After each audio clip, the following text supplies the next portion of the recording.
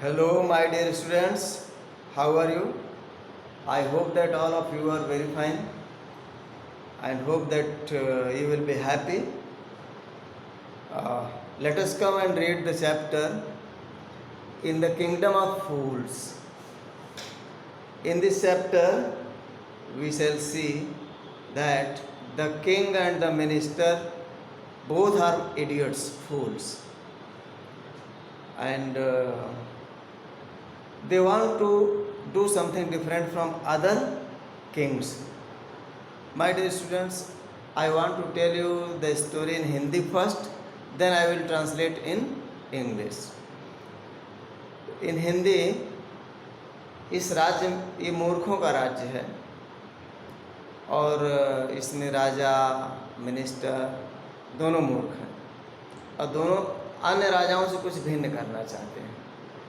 इस नाते ये लोग दिन को रात और रात को दिन करना चाहते हैं, अर्थात दिन में लोग सोएं और रात में लोग काम करें।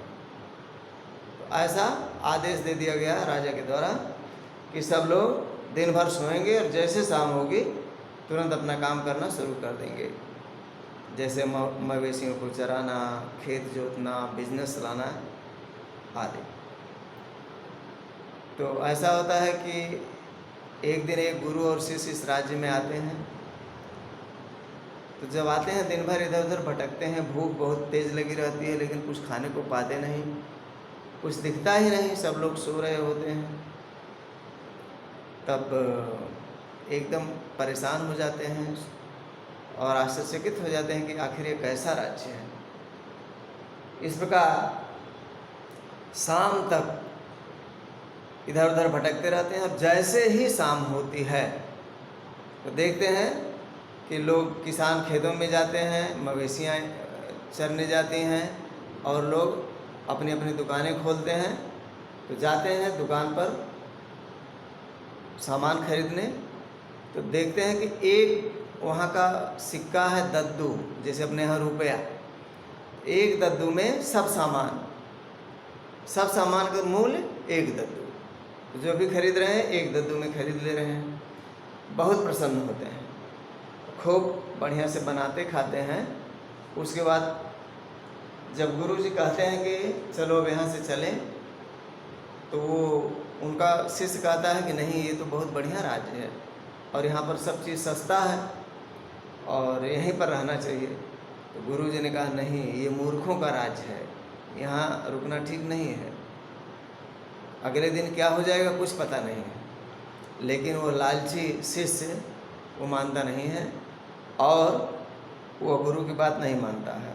गुरुजी चले जाते हैं और वो वहीं पर रह जाता है। तो वहीं पर खूब अपना सस्ते में सामान खरीदता है, खाता पीता है, खूब मोटा हो जाता है।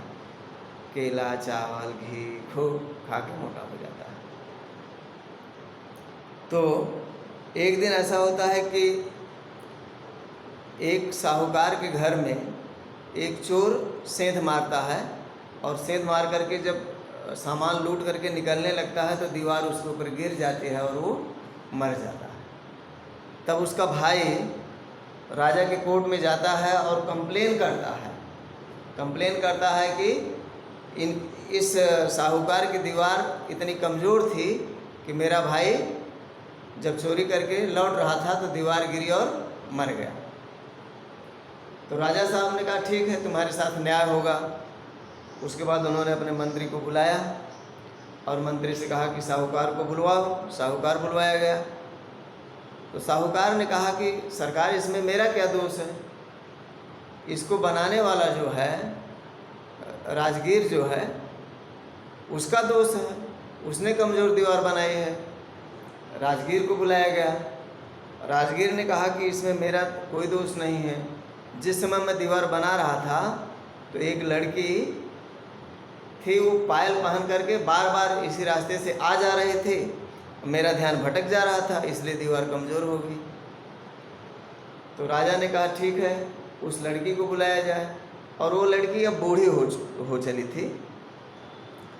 तो उस बूढ़ी महिला को जब बुलवाया गया तो उस बूढ़ी महिला ने कहा राजा से कि मैं क्या करूं। एक सोनार, जिसको स्वर्णकार कहते हैं, तो सोनार जो है वो बार बार उसको समय बताता था और समय पर आभूषण नहीं देता था। आभूषण बनाने के लिए दी थी तो नहीं देता था, इस नाते उसको बार बार आना जाना पड़ रहा है, और जिसकी वजह से ये राजगीर का दिमाग भटक रहा था। तो इसमें मेरा क्या दोष है। उस स्वर्णकार को बुलाया गया तो स्वर्णकार ने कहा कि सरकार, इसमें मेरा कोई दोष नहीं है। एक साहूकार थे जिनके घर पर शादी थी, उनको आभूषण बना करके देना था और ऐसा आदेश था उनका, इस नाते मुझे इनको बार बार समय देना पड़ रहा था। तो उस साहूकार को बुलवाया गया तो वो साहूकार और कोई नहीं था, वही व्यक्ति था जिसके घर में वो चोर, जिसके घर की दीवार गिरने से मारा था। तो उस साहूकार को आदेश मिला राजा का, सज़ा मिली कि इसको फांसी दी जानी चाहिए। तो जिस दांव पर स्टेक मीन्स दांव होता है जिस पर रख करके काटते हैं जल्लाद लोग, स्टेक कहते हैं उसको। स्टेक को कहते हैं द टूल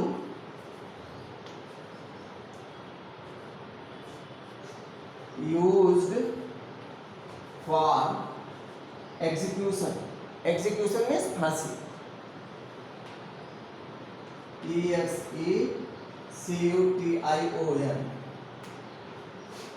एग्जीक्यूशन मीन्स फांसी। तो जब उस दांव पर उनको रखा गया तो साहूकार बहुत दुबला पतला था। तो उस दुबले पतले साहूकार के लिए जल्लादों ने कहा कि सरकार, ये तो इसके लिए कोई मोटा आदमी आएगा तभी इस पर फिट होगा और फांसी हो पाएगी, मतलब उसको काटा जा सकेगा, अन्यथा नहीं। अब ये समस्या आ गई तो राजा का आदेश हुआ कि ठीक है, ऐसे आदमी को पकड़ करके लाया जाए जो इस पर फिट हो।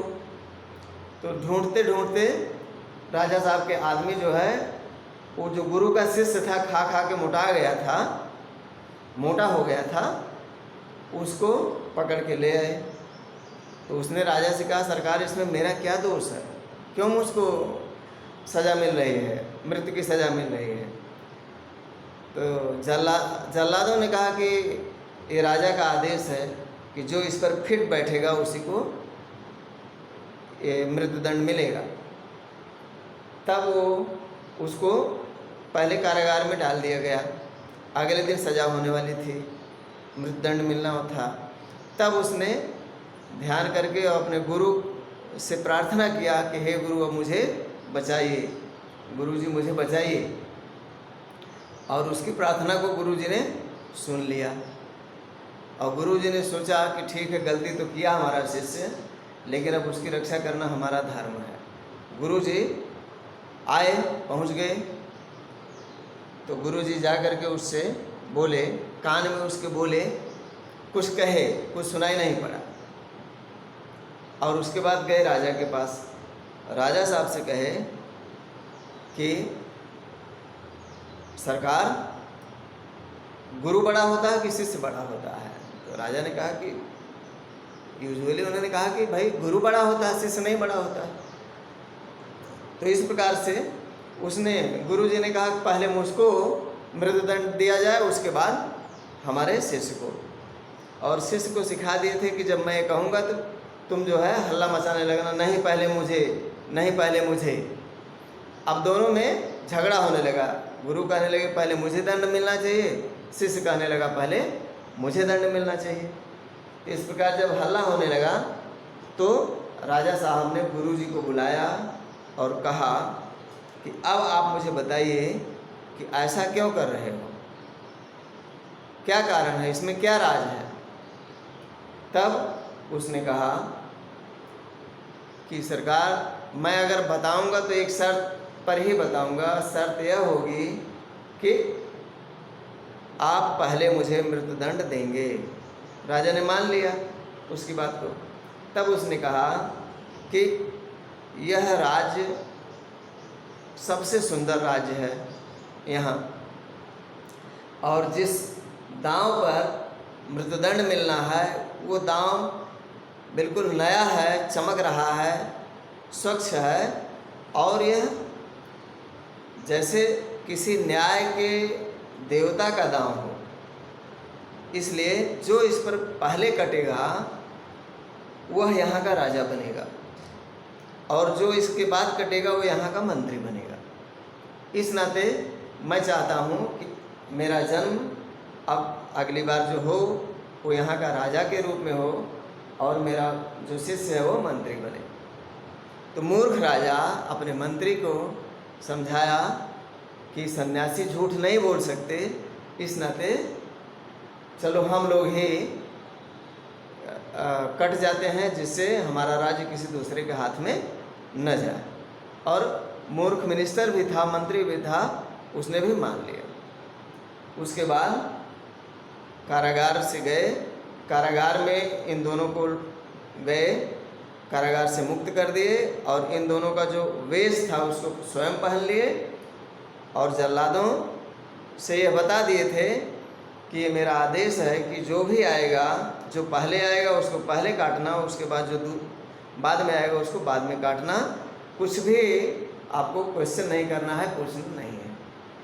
इस प्रकार से जल्लाद वहाँ पर तैयार थे, और वेश बदल करके राजा साहब पहले गए, पहले इनको काटे, फिर मंत्री को काटे, और उसके बाद जब इनका शव ले जा करके कौवा और गिद्ध को, कौवा क्रो आप जानते हैं, गिद्ध की इंग्लिश होती है वल्चर, VULTUR, वल्चर मीन्स गिद्ध, गिद्ध है ना। तो गए, और जब इनके शरीर को वहाँ की जनता ने देखा तो पहचान गए कि ये तो राजा साहब हैं, ये मंत्री हैं, और इस प्रकार से वे लोग शोकाकुल हो गए। लेकिन उसी में से फिर कुछ लोगों ने सोचा कि यहाँ का कोई न कोई राजा और मंत्री तो होना चाहिए, नहीं तो राज्य कैसे चलेगा। तो फिर गुरु जी से और उनके शिष्य से, जो कि छिप करके रात में भाग जाना चाहते थे, उनको मनाए और उनसे कहे गुरुजी से कि आप यहाँ का राजा बनिए और ये यहाँ के शिष्य बने, आपका शिष्य जो है यहाँ का मंत्री बने, तभी हमारा राज्य चल पाएगा, नहीं तो नहीं चल पाएगा। इस प्रकार से मैंने आपको हिंदी में कहानी बताई। अब आपको मैं इंग्लिश में कहानी बताने चल रहा हूँ। तो all my dear students, now I am going to tell you the story in English. तो as I have told you in Hindi that there was a kingdom of fools, and in that kingdom the king and the minister both were idiots, fools, and they wanted to do something different from other countries or other kingdoms, and that is why they changed day into night and night into day, and all the work of the night was being done in the day, and the work of day was being done in the night. So one day a guru and a disciple came to this kingdom, and they saw that it was all broad daylight and nobody was there doing any work about them, and they were very much hungry. They wanted to take the food, and that is why they were very much unhappy and wandering here and there. Then as soon as the darkness fell, they saw that the people engaged themselves into the work. The farmers began to do the work in their fields, and the businessmen began to run their business and shops, and in this way they went to the shop of grocery. Grocery means परचून की दुकान, grocery.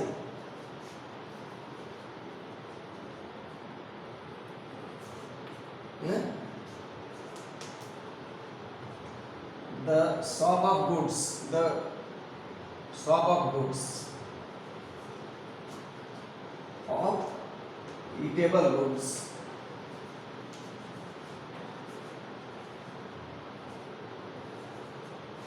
Goods means saman. Good means अच्छा, goods means saman. So they saw that everything was sold in a daddu. Daddu is the coin of that kingdom, like rupee, and they bought enough thing for eating. They cooked the food, they ate it festively.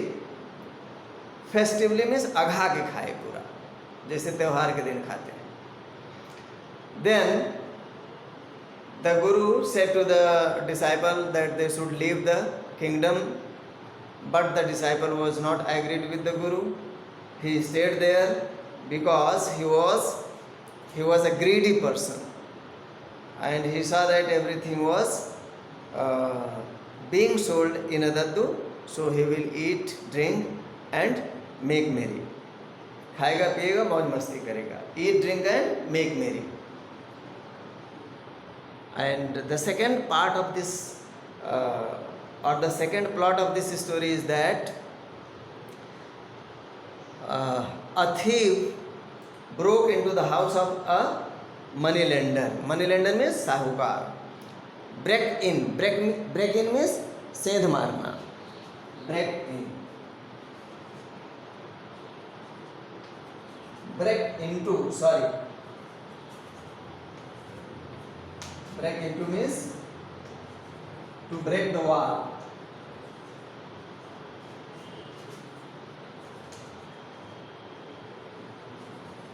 To break the wall, सेंध मारना. So he broke into the wall and he thefted or looted many things, and when he was returning through the same hole, he found that the wall collapsed upon him, fell upon him, and he was dead at the spot. Then his brother went to the court of the king, and he complained that the wall of the moneylender was so weak that it fell down while his brother was coming with the loot. Loot means looting a saman out from the house. Then the king called the moneylender and he asked for it. He asked about it.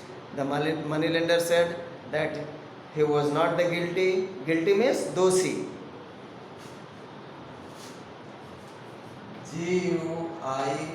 Guilty. Guilty means culprit, doshi. He said that he was not culprit because the bricklayer who was making the wall, he made the wall weaker. That is why it fell. The bricklayer was called for it. He said that he was not culprit because when he was making the wall, a young girl was walking up and down, and her anklet means pile. Her anklet was pajeb ya pile jo bhi ko, making the sound, and his mind was distracted. Distracted means bhang ho jata tha, dhyan bhang ho. His mind was distracted, and that is why he could not make the wall strong. And that girl who had become very old, she was called in the court, and she said that there was a money lender, there was a goldsmith. Goldsmith means sonar. There was a goldsmith who was calling again and again to her and for giving the ornament means abhushan, and that is why she was coming up and down. Then the goldsmith was called. Goldsmith said that he was not the culprit because there was a money lender, and he ordered him to give the ornaments, jewelries at the time before the wedding, because wedding means शादी, उसके घर पे शादी थी. So before the wedding he was ordered to give the ornaments to him.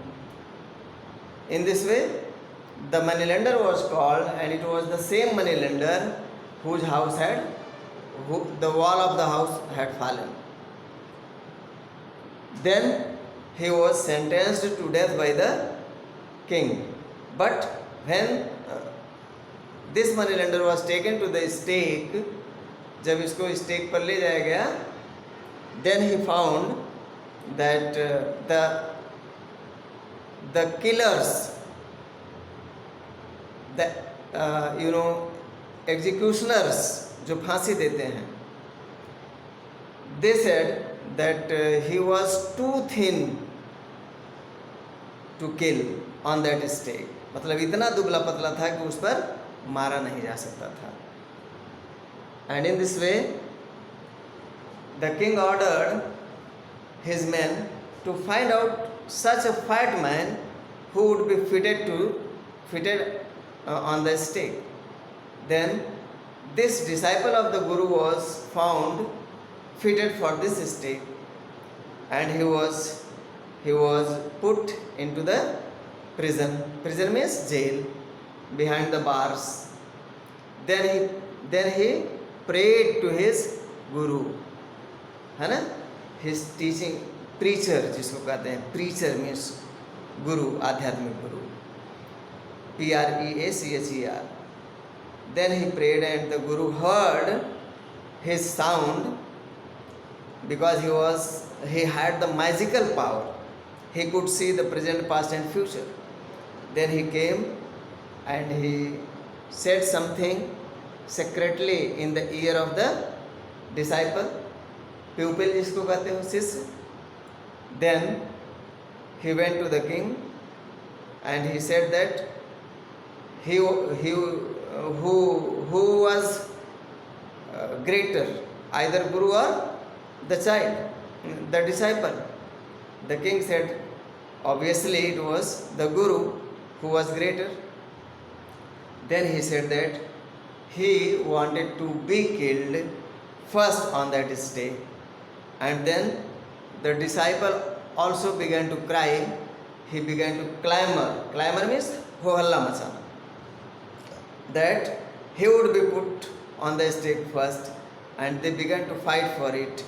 Then the king called the Guru and he said why he was doing so. Then the Guru said to the king that he would tell the secret only on a condition. And he said the condition that after telling the secret or the secrecy, the king would kill him first on the stake. The king was agreed with him. Then the Guru said that this kingdom was the best and the most beautiful kingdom of the world, and that stake was the purest stake, the cleanest stake, and the new one, and whosoever will be killed first on this stake will reborn as the king of this kingdom, and the second person who will be killed will be the minister of this kingdom. And already I have told you, the king and the disciple both were the idiots. They ordered, or they released the Guru and the disciple from the jail, and they disguised themselves in the two of these people, and they went and they would be cut, slain जिसको कहते हैं, SLAINED, executed. The king was executed first and the disciple was executed secondly, and then on the urge of the people of this kingdom, the Guru became the king of that kingdom and the disciple became the minister of this kingdom. My dear students, In this way, they began to rule over this kingdom, and the story ends here. Thank you very much.